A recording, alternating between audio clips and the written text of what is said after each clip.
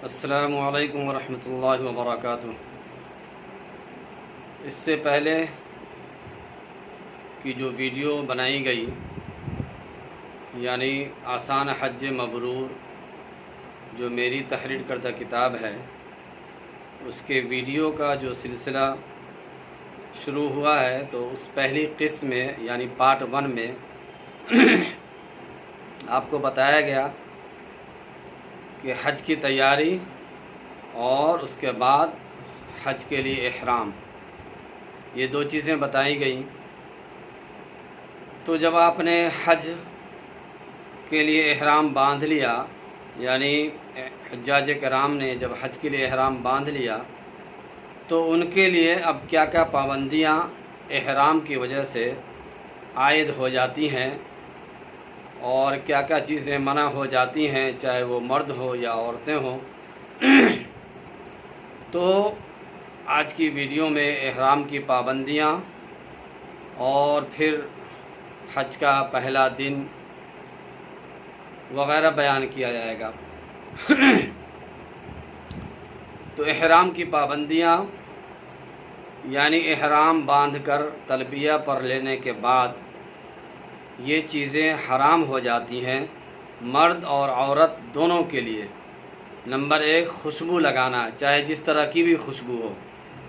Number 2 ناخن کاٹنا۔ Number 3 جسم سے بال دور کرنا۔ نمبر 4 چہرہ ڈھانکنا۔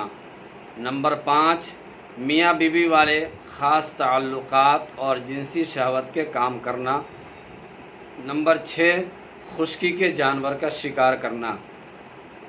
تو یہ چیزیں احرام کی حالت میں مرد اور عورت دونوں کے لیے ممنوع ہے، منع ہے۔ اب کچھ چیزیں ایسی ہیں جو صرف مردوں کے لیے منع ہے احرام کی حالت میں۔ نمبر 1 سلے ہوئے کپڑے پہننا۔ نمبر 2 سر کو ٹوپی یا پگڑی یا عمامہ یا چادر وغیرہ سے ڈھانکنا۔ نمبر 3 ایسا جوتا چپل پہننا جس سے پاؤں کے بیچ کی اونچی والی ہڈی چھپ جائے۔ تو یہ چیزیں مردوں کے لیے ممنوع ہیں۔ احرام کی حالت میں مکروہ چیزیں کیا ہیں؟ بدن سے میل دور کرنا، صابن کا استعمال کرنا، کنگھا کرنا اور بلا وجہ سریا بدن کا کھجلانا، یہ مکروہ ہے۔ احرام کی حالت میں جائز کام غسل کرنا مگر خوشبودار صابن کا استعمال نہیں کرنا۔ اسی طرح خوشبودار تیل بھی نہ لگانا۔ احرام کو دھونا، اسے بدلنا، گھڑی، انگوٹھی، چشمہ، لنگوٹ، ہوائی چپل، بیلٹ اور چھتری کا استعمال کرنا۔ اسی طریقے سے احرام کے اوپر مزید چادر، کمبل وغیرہ ڈال کر سونا۔ نہانے کے بعد سر کا پانی تولیہ سے پوچھنا۔ تو گویا کہ یہ چیزیں احرام کی حالت میں جائز ہیں، یعنی غسل کرنا مگر غسل کرتے وقت خوشبودار صابن کا استعمال نہیں کرنا ہے اور خوشبودار تیل بھی نہیں لگانا۔ بہرحال تو یہ چیزیں تھیں مرد اور عورت کے لیے جو احرام کی حالت میں منع ہے۔ اب 8 ذی الحجہ یعنی حج کا پہلا دن، اس کے تحت یہ باتیں آ رہی ہیں کہ 7 ذی الحجہ کی شام کو ہی آج کل عام طور پر منی آ جاتے ہیں۔ منی آتے ہوئے راستہ میں کثرت کے ساتھ تلبیہ یعنی لبیک آخر تک اور تسبیحات پڑھتے رہیں۔ اپنی رہائش گاہ سے منی جانے میں ضرورت سے زیادہ سامان نہ لے جائیں، بلکہ صرف اوڑھنے اور بچھانے کی 2 چادر، ہوائی تکیہ، نہانے اور منہ پوچھنے کا تولیہ، دری یا چٹائی، پانی کا بوتل، گلاس، لوٹا، چمچہ، چاقو، چینی، نمک، سوکھا ناشتہ یا ستو بسکٹ، مسواک، ریزر، بلیڈ، قینچی، آئینہ، کنگھی، رسی، چمٹا، کلپ، چھتری، قے دست، سر درد، بخار، گیس، قبض وغیرہ کی دوائیں، 1 عدد سلا ہوا کپڑا اور ایک زائد احرام، یہ ساری چیزیں آپ پٹھو بیگ میں ڈال لیں، یعنی اس بیگ میں جو پیٹھ پر لادے ہوئے رہتے ہیں۔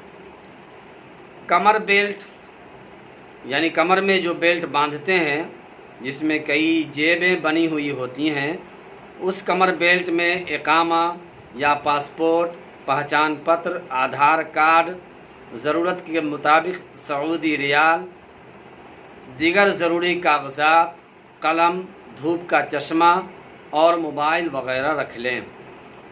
چپل بیگ اور کنکر کی تھیلی بھی ساتھ میں لے لیں۔ منا پہنچ کر منا میں رات گزاریں۔ سونے کی حالت میں احرام یا دیگر کپڑے، چادر، لحاف وغیرہ سے سر اور چہرہ ڈھانکنا منع ہے۔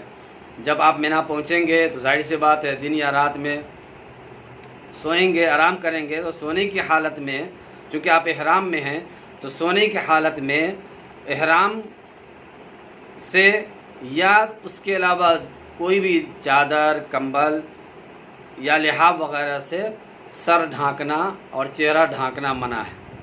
البتہ سونے کی حالت میں آپ احرام یا دوسرے کپڑوں سے اگر پاؤں ڈھانک لیتے ہیں تو یہ جائز ہے، پاؤں ڈھانکنا جائز ہے، مگر سونے کی حالت میں چہرہ یا سر ڈھانکنا منع ہے، چاہے وہ سونے کی حالت ہو یا جاگنے کی حالت ہو، بہرحال چہرہ اور سر ڈھانکنا احرام کی حالت میں منع ہے۔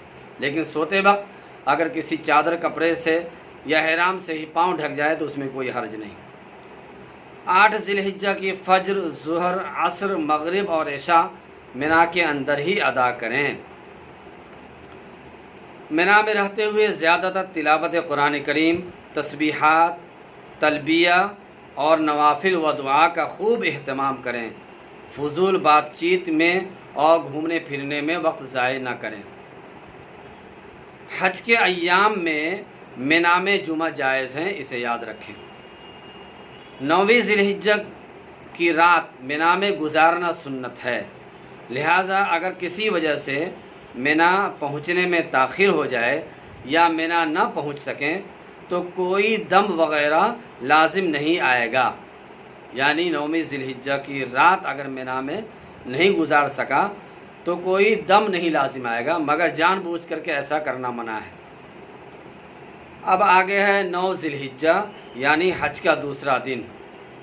9 ذی الحجہ کی فجر کی نماز جب اجالا ہو جائے تب منا میں ادا کریں اور نماز کے بعد تکبیر تشریق یعنی اللہ اکبر اللہ اکبر لا الہ الا اللہ واللہ اکبر اللہ اکبر وللہ الحمد پڑھیں۔